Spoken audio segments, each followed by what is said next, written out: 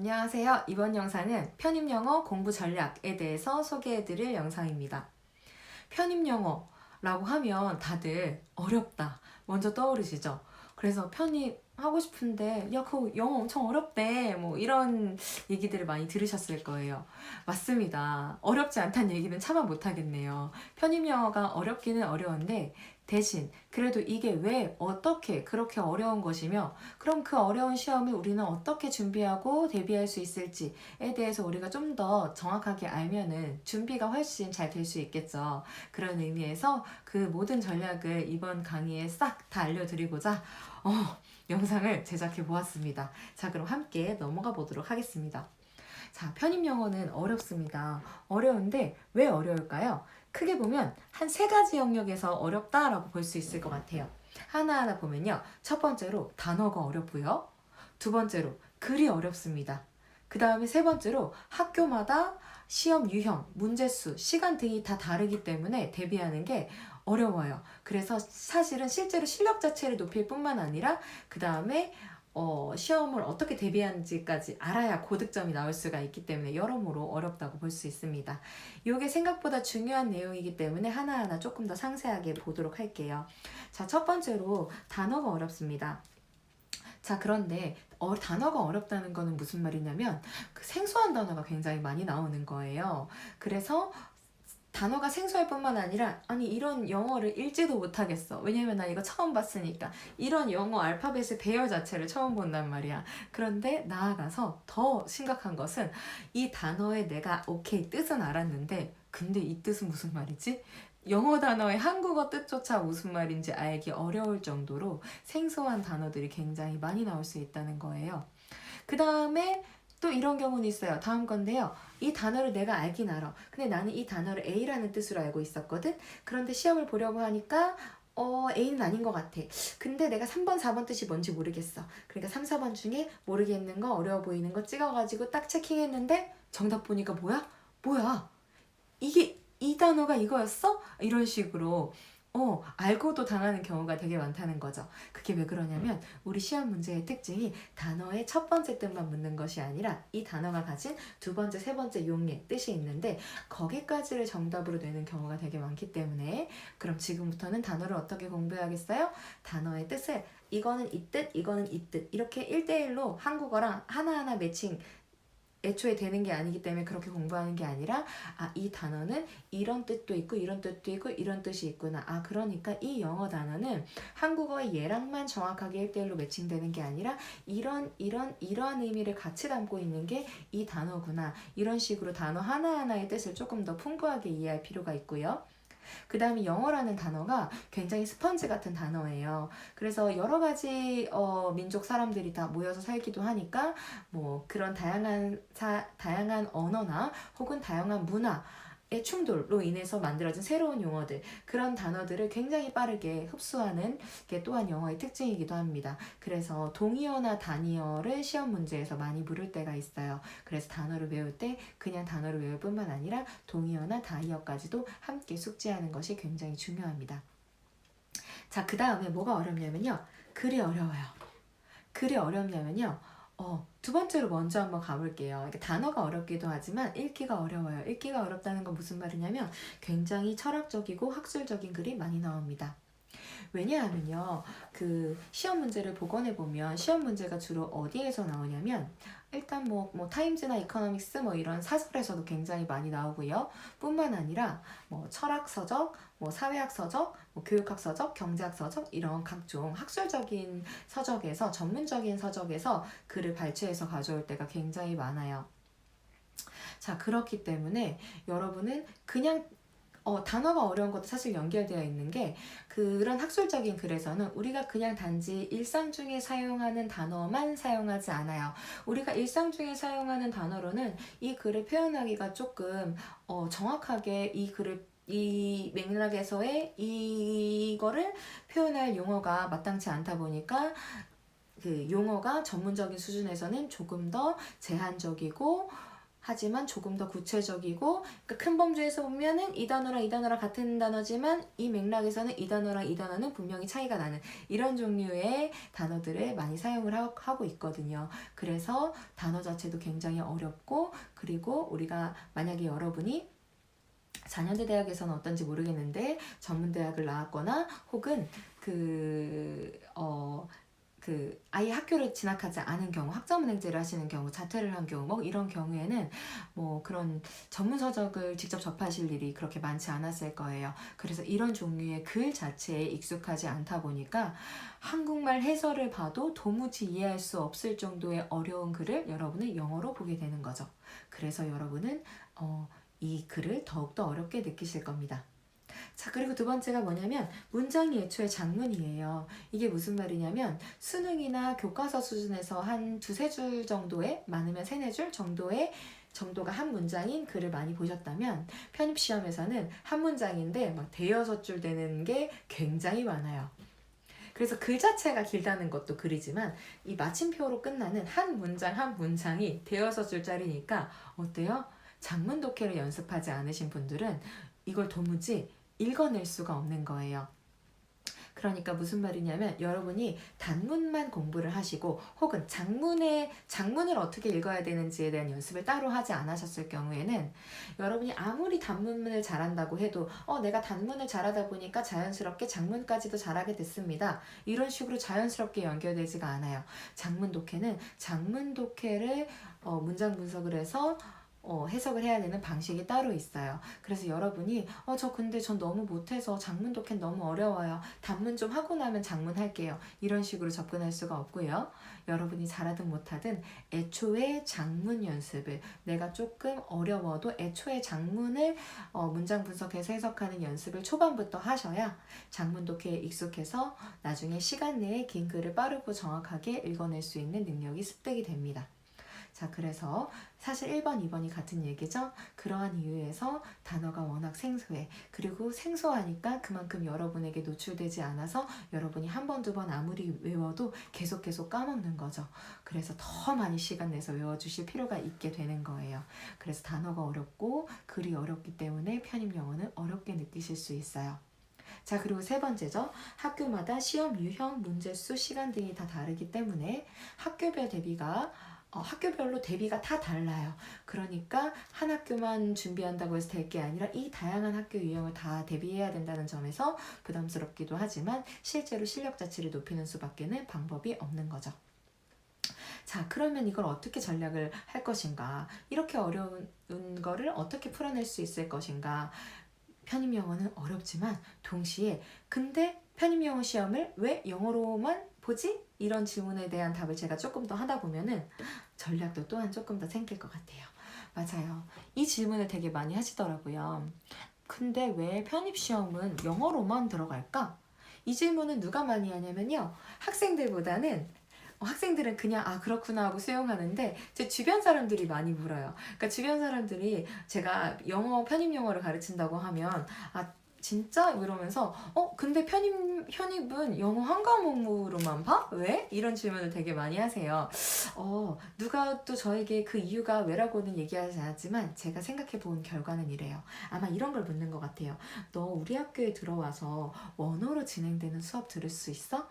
그러니까 제가 전문대에 있다가 4년제를 가니까 학교마다 각 학교에서 영어로만 진행되는 수업을 필수로 또 들어야 되는 조건이 있는 학교들이 있더라고요. 그러니까 너 와서 이런 거 할 수 있는지를 물음과 동시에 또 다음 이런 거죠. 너 그럼 우리 학교 들어와서 원서로 진행되는 수업은 들을 수 있어? 이런 걸 묻는 거죠. 그러니까 수업 자체를 원어로 진행하지 않는다고 하더라도 이 책 자체를 영어 텍스트의 글을 그대로 한국어로 번역된 글이 아니라, 왜냐하면 그것보다 원서로 진행되어 있는 글이 훨씬 더 정확하게 얘가 하고 싶은 말을 표현하고 있으니까 번역은 한 단계 다른 사람의 해석을 거쳐간 거잖아요. 그래서 원서로 공부를 하기를 요청하는 경우가 굉장히 많아요.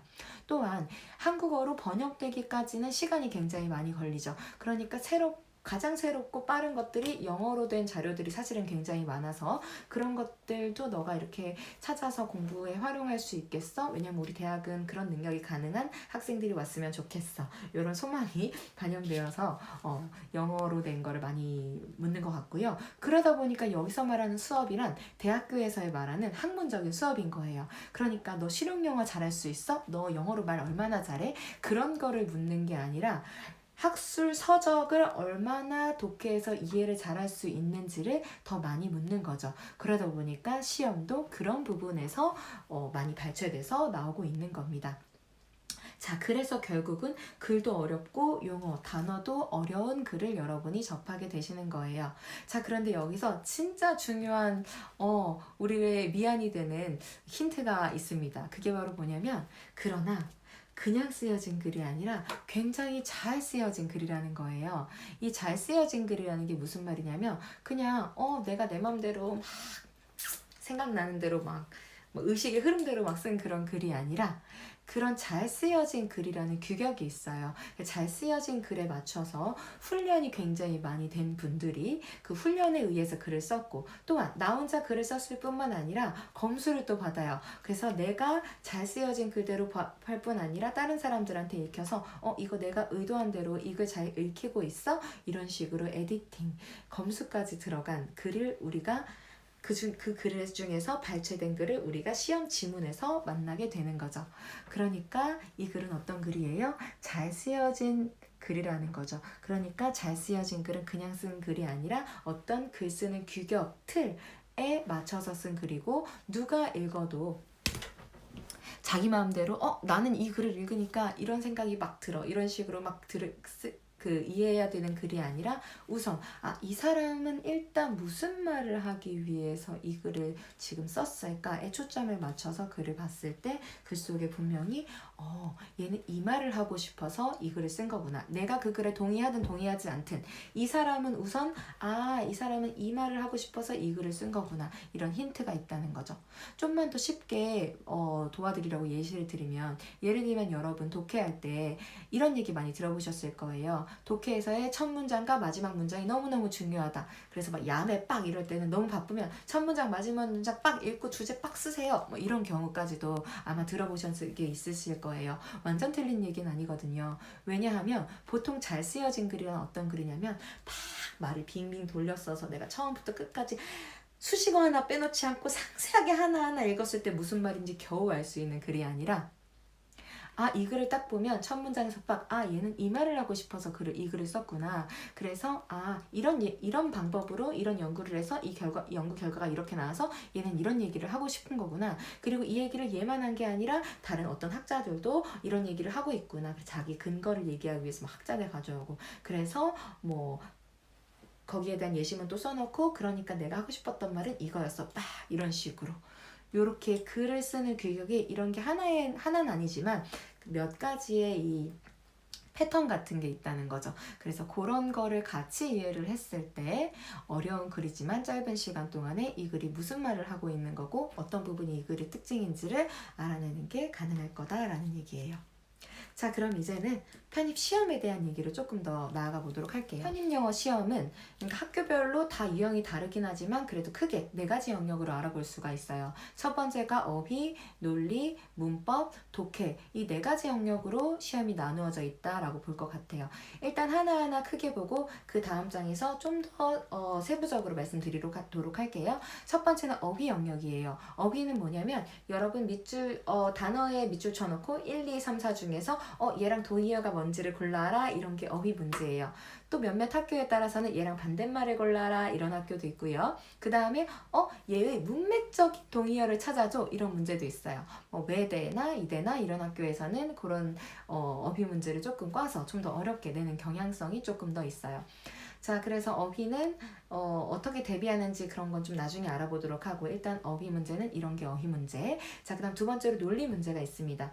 논리 문제는 쉽게 얘기하면 빈칸 채우기예요. 거예요. 그래서 빈칸이 뚫어져 있는데 그거를 앞뒤 맥락에서 얘는 키워드가 뭐니까 그러니까 빈칸에 이런 내용이 들어가야 되겠구나, 이런 걸 유치하는 문제. 이것도 유형이 두 개예요. 하나는 이렇게 짧게 빈칸 놓고 앞뒤에 맥락 찾아서 빈칸 채우는 문제고요. 이런 문제는 보통 그냥 비단 논리만 물을 뿐 아니라 어휘랑 같이 연결해서 그런데 너 거기에 해당하는 단어까지도 알고 있어? 이렇게 어휘와 논리가 결합된 문제가 굉장히 많이 나오고요. 그 다음에 좀 긴 논리가 있어요. 그러니까 긴 지문 속에서 빈칸 두 개 혹은 그 이상 빵빵 틀어놓고 맥락상 여기에는 뭐 여기에는 뭐 이런 식으로 찾을 수 있는 그런 지문이 나와 있습니다. 그런 논리 같은 경우에는 시간을 잡아먹지 않도록 하는 게 되게 중요할 것 같고요. 독해랑도 많은 관련성이 있겠죠. 세 번은 문법 문제예요. 문법 문제는 이거죠. 우리 모두가 다 함께 사이좋게 무서워하는 그 문법 문제예요. 자, 그런데 진짜 기쁜 소식이 있어요. 뭐냐면 편입시험에서는 의외로 문법 문제가 어렵지가 않습니다. 자, 왜냐하면 그 편입시험에서는 문법 시험의 비중 자체가 굉장히 낮아요. 예컨대 보통 시험 문제가 한 40에서 50문항 정도가 된다고 한다면 그 중에서 문법 문제는 한 3문제에서 5문제 정도밖에 안 되는 경우가 많아요. 특히 상위권 학교에서 더 그런 경향이 있고요. 그것 말고 한 중위권 하위권 학교에서는 이보다 많은 문법 비중이 인 학교가 있기야 하지만 그래도 보통은 문법 문제의 비중이 크지 않아요. 그렇다 보니까 어떤 현상이 일어나냐면 내가 교수야. 교수인데 시험 문제를 내려고 하는데 난 3개나 5개밖에 못 낸단 말이야. 그럼 여러분은 이 문제를 중요한 문법 체계에서 우선적으로 내실 거예요? 아니면은 아무도 모르는 꼭꼭 숨겨져 있는 이런 건 설마 아무도 몰랐겠지? 이런 문제를 시험 문제에 내겠어요? 우리 교수님들은 보통 중요한 데서 중요한 문법적 특징을 우선적으로 묻는 것을 보통 선호하시는 것 같아요. 시험 기출을 보니까 그래요. 그래서 문법은 어떻게 대비할 거냐면 막 이상한 거 왠지 이런 것도 알아야 될 것 같아. 이거 너무 어렵지만 외워야 될 것 같아. 막 이런 거에 꽂히셔서는 절대 대비가 될 수 없고요. 오히려 문법 체계를 전반적으로 보고 여기서 어떤 부분이 중요한 문법이며 문법 문제를 풀 때 난 그러니까 어떤 부분이 중요해서 나는 어떤 부분에 먼저 시선이 가야 되는가 이런 식으로 대비하시는 게 굉장히 중요합니다. 여기에 대해서도 조금 더 상세하게 이따가 더 말씀드리도록 할게요.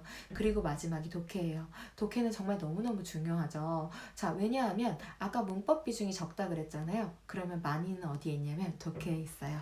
독해가 한 시험 문제의 한 70% 이상을 차지하고 있다라고 과언이 아니에요.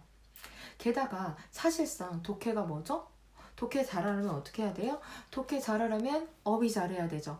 그 다음에 어휘를 가지고 논리 문제. 이 짧은 문제에서의 빈칸 채우기. 각 앞뒷 문장의 키워드가 뭔지 찾아서 빈칸 채우는 연습이 되어야지만 이게 조금 더 길어진 긴 독해를 봤을 때도 여러분이 잘 시험을 볼 수 있겠죠. 그러니까 사실은 문법 시험 문제를 제외하고 어휘 문제, 논리 문제, 독해 문제는 사실 별개가 아니에요. 다 종합적이라는 거예요. 그래서 독해, 사실 문법 시험 문제 몇 개 제외하고는 전부가 독해다라고 봐도 과언이 아닙니다.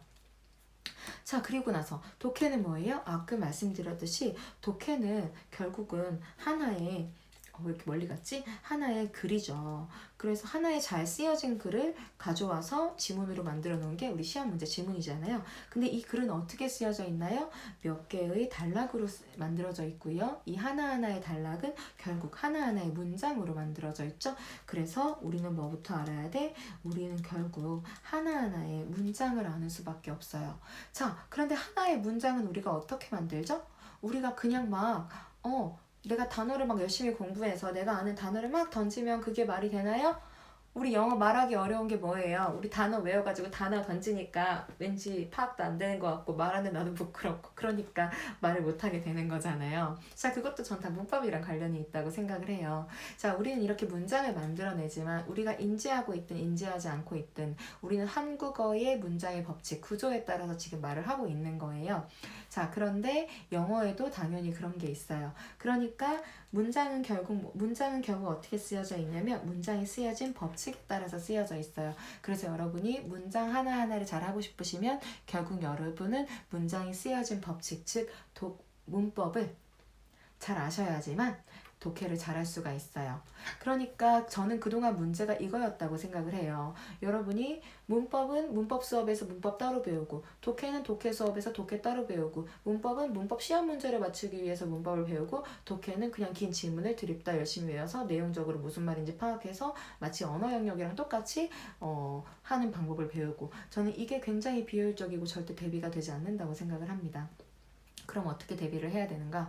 여러분이 독해를 잘하기 위해서는요, 저는 무조건 문법을 공부를 해야 된다고 생각해요. 왜? 우리 또한 우리 글의 특징이 뭐예요? 단문 아니고 장문 독해가 많이 나온다 그랬잖아요. 장문 독해는요, 이 글이 어떻게 쓰여져 있는지, 이 한 문장이 어떻게 쓰여져 있는지 문법의 구조에 대한 그 틀을 모르시면 절대로 짐작으로 내용을 찍어서 푸는 게 애초에 불가능하세요.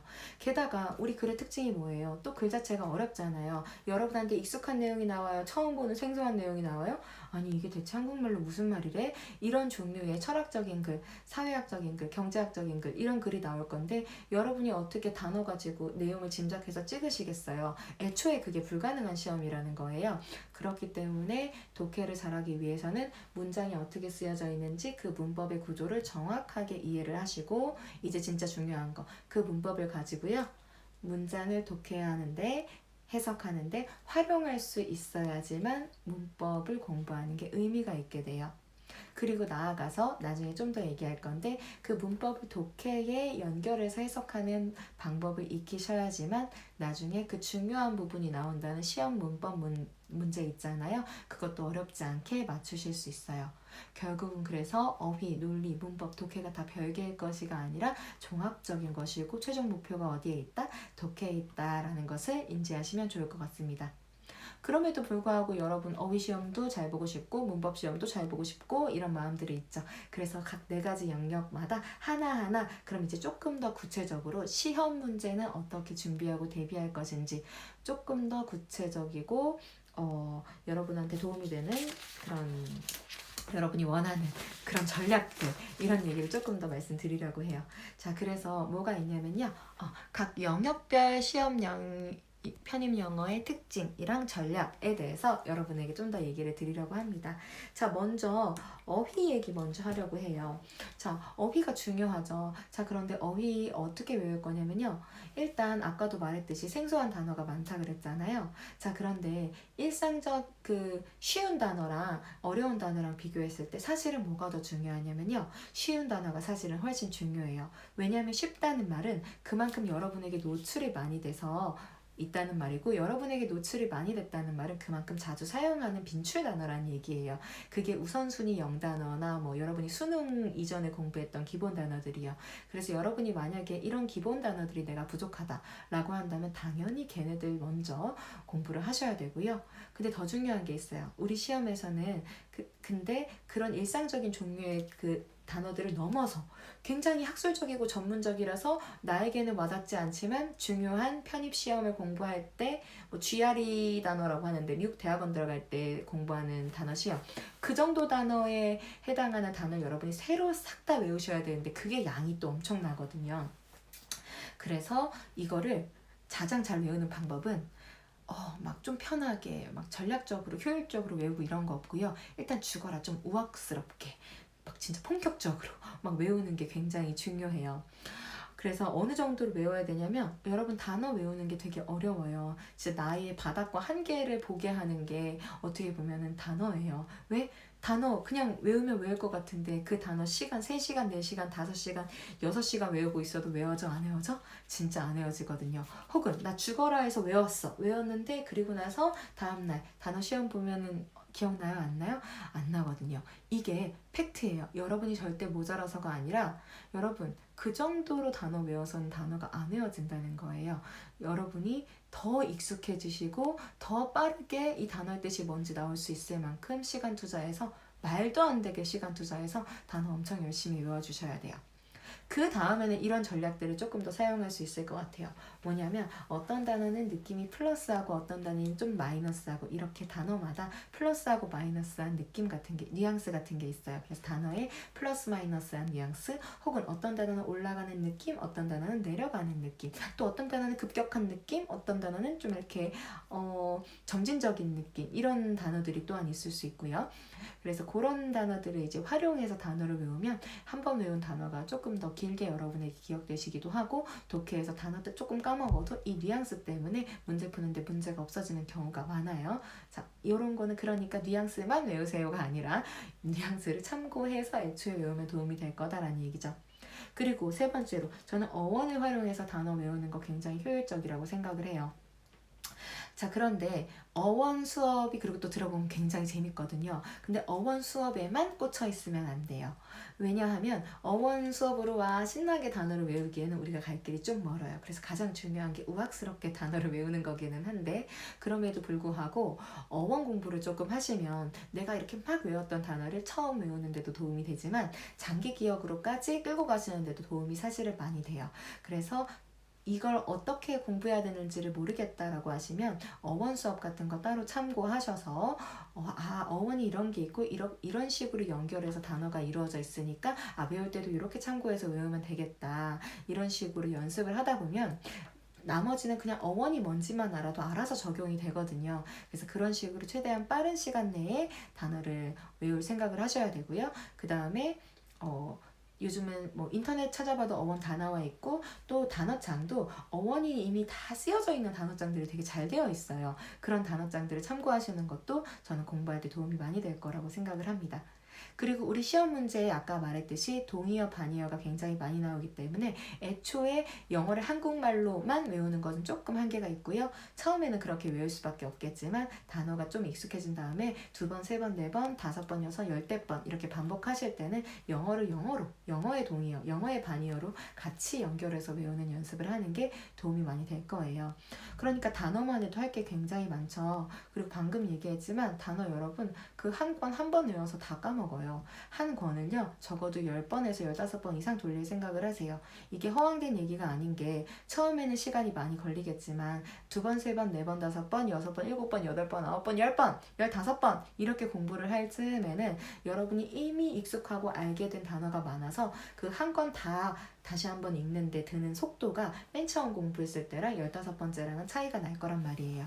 그런데 우리 결국 시험 볼 때 뭐 단어장에서 범위 정해놓고 시험 나오는 거 아니잖아요. 그 단어 하루 만에 다 외워낼 수 있을 정도로 다 익히고 있어야지 시험 문제 풀 수 있는 거잖아요. 그래서 애초에 한 방에 많이 외우시고 반복 많이 해서 언제까지 시험 보는 그 순간까지 그 단어들 다 기억하고 있겠다라는 생각으로 공부를 하셔야 합니다. 그 다음 마지막으로 단어 같은 경우는 기출 연습도 또 많이 중요하다고 생각해요. 왜냐하면 어휘 문제가 어떤 식으로 나오죠? 어휘 나오고 1, 2, 3, 4번에서 동의어 찾기 이런 식으로 나오잖아요. 그래서 이거를 기출 문제를 연습하지 않으시면 이렇게 돼요. 난 단어 뜻 다 외웠고 다 알았는데 얘랑 얘가 동의어인가? 얘랑 얘가 동의어야? 이런 식으로 영어로 동의어 찾는 게 좀 어려울 수 있거든요. 그래서 애초에 아까부터도 영어로 영어 동의어를 모으는 연습을 해달라고 요청드린 것과 동시에 기출문제를 그렇게 바로바로 연결하는 연습을 하면은 실제 실전에서 도움이 많이 되실 거예요. 다음으로 갈게요. 다음은요, 논리 수업입니다. 논리 영역입니다. 자, 논리 영역은 제가 어떻게 말씀드렸냐면 빈칸 채우기인데, 빈칸인데 앞뒤에 키워드를 찾아서 빈칸에 연결해서 빈칸을 유추하는 것이 굉장히 중요하다라는 얘기를 했어요. 이게 무슨 말이냐면 절대 이런 방식이 안 돼요. 뭐냐면 해석을 해보니까 1, 2, 3, 4 중에 이 단어가 적절할 것 같다.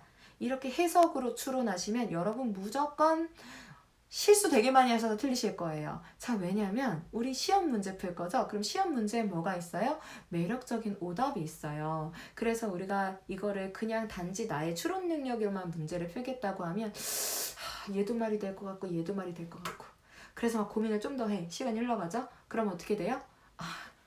근데 얘도 맞을 것 같고 막 이렇게 선택권이 더 늘어나요. 왜? 우리의 뇌가 이 빈칸에 뭐가 들어가도 왠지 말이 다 될 것처럼 우리를 혼동시키죠. 그리고 사실 우리가 그렇게 일상생활 맥락에서 논리적으로 살지 않잖아요. 그래서 우리는 논리적으로 추론하면 논리가 뭔지를 몰라요. 자, 그럼 어떻게 할 것인가? 근거가 중요해요. 빈칸 할 때 어떻게? 앞뒷 맥락에 분명히 하고 싶은 말 키워드들이 있어요. 그래서 이 키워드를 매칭하면 정답의 근거가 그냥 한국말로 하면 얘도 말이 될 것 같고 얘도 말이 될 것 같긴 하지만 이 문장에서 요구하는 게 키워드가 이거기 때문에 정답은 얘는 안 되고 얘가 될 수밖에 없습니다. 이런 게 분명히 있기 마련이에요. 왜? 시험 문제잖아요. 정답의 근거가 없는데 그게 다른 게 정답이 되면 안 돼요? 안 되겠죠. 논란의 여지가 있겠죠. 그렇기 때문에 애초에 공부할 때 키워드를 찾고 그 키워드를 통해서 빈칸이 정답이 이거일 수밖에 없는 이유, 그 근거를 매칭해서 문제를 푸는 연습을 하셔야 논리 문제 풀 수 있을 거고요. 나아가서 그런 식으로 연습하는 게 독해에도 도움이 될 거예요. 어휘, 논리 어렵지 않으시죠? 자, 그럼 다음으로 넘어가 보도록 할게요. 다음은 문법입니다. 오케이. 자, 그래서 문법은요, 아까 얘기했듯이 문법에서 제일 중요한 거는 결국 뭐냐면 중요한 데서 시험 문제가 많이 나온다 그랬잖아요. 그래서 중요한 건 위주로 공부하는 연습을 하시는 게, 밑줄이 좀 이상하게 되어 있는데 좀 모르겠다. 중요한 거 위주로 중요한 걸 중요하게 볼 수 있는 연습을 하는 게 사실은 굉장히 중요합니다. 그럼 중요한 게 뭔가요? 그 문법적 틀은요, 문법 되게 많고 엄청 크잖아요. 그 제가 짧은 영상으로 다 하기가 어려워서 강의를 찍어 놓은 게 있는데 사실은 그 강의 정말 잘 만들었어요. 그래서 저는 그리고 저는 이런 식으로 문법을 가르치는 분을 별로 저는 못 봐가지고 학생들도 저를 만난 학생들은 다 못 봤대요. 그래서 저는 뭐 광고하는 느낌 들어서 조금 불편하긴 하지만 안여진의 편입 문법 마스터 강의가 사실 진짜 좀 짱이에요. 그래서 요거는 관심 있으시면 참고로 보시면 사실 진짜 도움 많이 될 거예요. 이 강의 요청이 누구한테 제일 많았냐면 제 과거에 학생들한테 엄청 많았어요. 그리고 유학 준비하는 친구들 뭐 이런 분들한테 되게 많았어요. 왜냐면 이 문법을 제가 몰라서가 아니라 중요한 게 뭐고 어떤 식으로 문법 문제를 내가 활용할 수 있는지 그 다음에 그런 거에 대해서 이제 모르기 때문에 이제 문법을 그냥 공부를 아무리 해도 어려워하는 사람들이 되게 많았던 거라 그런 거에 대한 해답이 되게 잘 되어 있는 거기 때문에 자기들도 공부해 다시 한번 공부하고 싶다, 공부해서 자기 과외 학생들 자기 학원 학생들 가르칠 거다 뭐 이런 이유에서 되게 많이 요청들을 많이 해줬던 거거든요. 그래서 나쁘지 않아서 뭐 추천드리는 것 뿐이고요. 자, 그래서 결국은 뭘 할 거냐면 중요한 거 위주로 확실하게 숙제하는 게 되게 중요하다라는 거고요. 자, 그래서 그걸 어떤 식으로 공부할 거냐면 독해에 활용하는 방식으로 우선 공부를 하는 게 중요해요. 문법에서는 문법 문제 푸는 거 가르쳐 준다면서요. 맞아요. 자, 그런데 독해를 활용하는 방식으로 우선 공부를 해 주셔야지만 중요한 걸 볼 수 있게 되실 거예요. 그래서 이따가 조금 더 설명하긴 할 건데 문법은 일단은 독해에 어떻게 문법을 활용할 수 있을지를 중심으로 연습을 해주시는 게 우선이고요. 그 다음에 그게 익숙해지시면 문법 문제에서는 그럼 이걸 어떻게 시험 문제에 나와 있고 어떻게 볼 수 있는지는 독해에 활용할 수 있는 방식으로 공부를 이미 해 놓으신 분들이라면 요거 전략 조금만 보면 어렵지 않게 적용할 수 있어요. 그래서 제가 실제로 학생들하고 공부할 때 문법을 거의 독해에 어떻게 활용할 수 있는지를 위주로 포커싱해서 가르치고 있음에도 불구하고 처음에는 문법 문제 어려워요 라고 저한테 왔던 대부분의 학생들이 근데 이제 문법은 문제가 아닌데 독해가 여전히 어렵다 이런 경우가 되게 많았어요. 그 정도로 사실 문법 문제는 어려운 게 아니고 독해가 사실은 진짜 어렵다는 거예요. 자, 그럼 마지막 독해로 가보도록 할게요. 자, 독해는 뭐가 그렇게 어렵다는 것인가에 대한 얘기 이미 충분하게 한 것 같고요. 자, 그럼 어떻게 독해를 풀 수 있나요? 쉽게 얘기하면 문장 분석이라는 거를 해서 해석을 할 거예요. 그러니까 단어 가지고 그냥 막듯 유추해서 해석하는 게 아니라 무조건 문장 분석해서 해석하셔야 될 거예요. 문장 분석이라는 게 무슨 말이냐면 아까 얘기했던 그 문법의 틀에 따라서 문장을 구조를 파악해서 해석을 하는 방식이에요. 제가 아마 무료 강의도 이미 이 유튜브 영상으로도 하나 올려놓은 것 같고요. 앞으로도 질문 있으면 뭐 더 설명해 드릴 수 있어요. 어쨌든 문장 분석해서 해석하는 게 너무 중요하고요. 일단 독해가 길어지면 길어질수록 그냥 한 문장 한 문장 분절적으로 해석을 하는 게 아니라 이 문장에서 키워드는 뭐고 그래서 이 문장에서 키워드는 뭔지 그래서 연결해서 이 글은 어떻게 무슨 말을 하고 있는 것인지를 봄과 동시에 전체적인 글은 어떤 식으로 쓰여져 있는지 이렇게 글 분석하는 것까지를 같이 공부를 하셔야 문법 독해 대비가 될 거예요. 그래서 초반 부분과 후반 부분의 독해는 전략이 좀 달라요. 저는 학생들한테 이 표현이 여러분에게 잘 전달된지 모르겠는데 그 준비 초반에는 번역하는 연습을 되게 많이 시켜요. 그러니까 번역을 할 정도로 문장을 꼼꼼하게 분석해서 해석하는 연습을 굉장히 많이 시키고요. 나중으로 가면 갈수록 그 번역적인 것을 다 빼요. 그래서 마지막에는 그냥 문장 분석에서 키워드 잡아서 일일이 해석 안 하고도 정확하게 얘가 하고 싶은 말이 뭔지를 우선적으로 파악할 수 있는 그런 능력에 제가 조금 더 이제 초점을 맞추는 편이거든요. 쉽게 얘기하면 초반에는 글을 어떻게 보는지 하나하나 이해를 하고 문장 하나하나 이해하고 그 문장마다의 키워드가 뭔지 뭐 이런 거를 찾는 연습, 그리고 이 안에서 문법적인 요소들이 어떻게 활용되고 있는지를 같이 보는 연습, 이런 거에 조금 더 초점을 맞춘다면 후반은 속도 위주예요. 그래가지고 나중에는 결국 내가 이 방법을 다 알았어. 다 알았는데 결국 문제를 풀려고 하면 어떻게? 시간 제한이 있다 보니까 내가 방법만 안다고 해서 바로 시간 내에 문제를 풀 수 있게 되는 게 아니에요. 속도도 굉장히 중요해요. 그래서 마지막에 속도전에 여러분이 대비하기 위해서는 초반에 글을 꼼꼼하게 중요한 것 위주로 이렇게 분석해서 보는 연습을 스스로 방법을 그냥 알고 모르고 뿐만이 아니라 연습 자체를 꾸준하게 열심히 하는 게 굉장히 중요합니다. 자, 일단 전략은 이 정도로 마무리할 수 있을 것 같아요. 그래서 마무리만 하면요. 결국 뭐다? 편입시험 전반은 결국은 독해 중심이 되어 있을 수밖에 없고 그래야만 된다라는 거죠. 근데 이미 얘기했듯 어때요? 독해 잘하려면 어휘 잘해야 되고요. 논리에서 연습이 잘 되어 있어야 그게 바로 독해에 반영이 되겠죠. 그 다음에 독해 잘하려면 어떻게 돼요? 한 문장 한 문장을 정확하게 볼 수 있어야 되니까 문장이 쓰여진 구조, 즉 문법을 알아야지만 문장을 제대로 파악할 수 있고 단어 알아서 그 다음에 그 논리가 적용이 되어야지만 그거를 긴 글에서도 볼 수 있는 독해까지 적용될 수 있겠죠.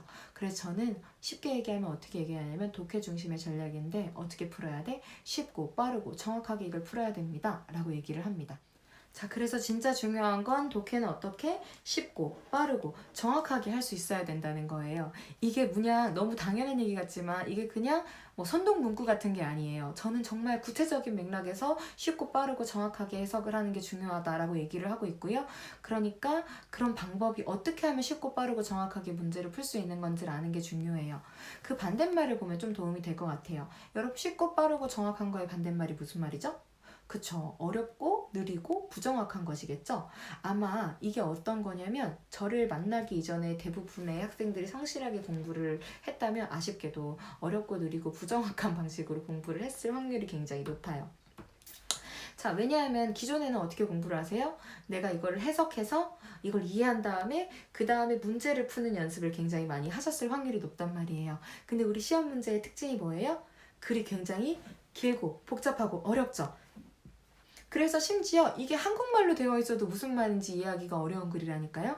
근데 어느 세월에 이걸 해석해서 느리고 이걸 이해해서 느리고 어렵고 그래서 문제까지 풀어내실 거예요. 정확도가 떨어질 수밖에 없다는 거예요.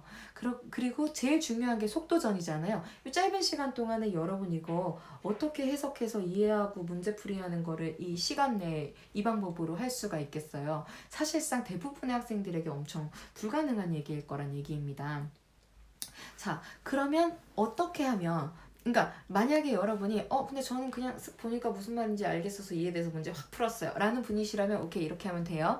자, 근데 그게 아닌 대부분의 범주라면 여러분이 부족해서가 아니라 이 글이 원래 어려워서 이런 식으로는 문제가 풀 수가 없어요. 그럼 어떻게 해야 되느냐? 당연히 이 방법을 사용할 수밖에 없다는 거예요. 그게 뭐예요? 문장 분석을 해서 키워드를 찾아서 그냥 내용으로 머리로 이해해서 해석하는 게 아니라 글의 구조를 활용해서 해석을 해야지만 쉽고 빠르고 정확하게 할 수 있다는 거예요. 그러니까 지금까지 제가 앞에서 해온 얘기랑 다 연결이 되어 있는 것 같아요. 문장 분석이라는 것 자체가 문장이 쓰여진 법칙을 하나하나 알아서 문장을 끊어낸 다음에 그 중에서 얘가 하고 싶은 말이 뭔지를 정확하게 찾아내는 게 키워드였죠. 그래서 키워드 중심으로 문장을 빠르게 보는 연습을 함과 동시에 그렇게 문장마다의 구조를 파악하는 것도 중요하지만 나아가서는 이 글은 어떤 종류의 글이라서 어떤 식으로 식으로 자기의 의견을 피력하고 있구나, 이런 식으로 이 글의 종류에 따른 구조를 파악하는 연습을 또한 하셔야 돼요. 그래서 이런 전략들을 많이 활용을 하셨을 때 이거를 처음부터 수식어도 빼놓지 않고 다 이렇게 이해해서 문제를 푸는 것이 아니라 중요한 걸 중요한 위주로 이 부분 중요하다, 이 얘기하고 있네, 여기에서는 이 부분 조금 더 추가해서 얘기하고 있구나, 이런 식으로 접근을 해야지만 보다 쉽고 빠르면서도 오히려 정확하게 해석을 할 수 있어요. 여러분, 정확도가 떨어지는 되게 많은 이유는요, 여러분이 못하거나 잘못 해석해서가 아니라 똑같이 해석 다 잘했어도 얘가 하고 싶은 말은 여기에 있는데 여러분이 여기 이거 쌩까고 쉬워가지고 중요한 부분은 여기, 이런 식으로 체킹을 했을 때 정확도가 떨어지게 돼요. 그러니까 어렵고 느려지는 것도 당연히 같이 오는 거겠죠. 그래서 이런 전략들을 말로는 쉬운데 당연히 실제로는 기출, 글 보면서 연습을 해야겠죠. 이런 식으로 공부를 하셔야지만 쉽고 빠르고 정확하게 문제를 풀 수 있게 되는 겁니다. 자, 그래서 좀 길었지만 제가 준비한 강의는 여기까지입니다. 자, 그래서 이 부분이 사실은 제가 준비하면서도 제가 전달을 얼마나 어떻게 잘했는지 모르겠지만 굉장히 중요한 부분이라고 생각을 했어요. 그래서 편입영어를 처음 시작할 때도 중요하겠지만 언제든지 공부할 때 이 부분 어떻게 공부하지? 이 부분 어떻게 파악하지? 할 때 언제든 되돌아가서 다시 봐도 여러분 실제로 진짜 공부하는데 도움이 되게 많이 될 수 있는 종류의 전략들을 제가 소개했다고 생각을 하거든요. 그래서 이번 얘기는 정말 소중하게 좀 잘 들어주셨으면 좋겠네요. 여기까지 들어주셔서 너무너무 감사합니다. 여러분, 파이팅입니다.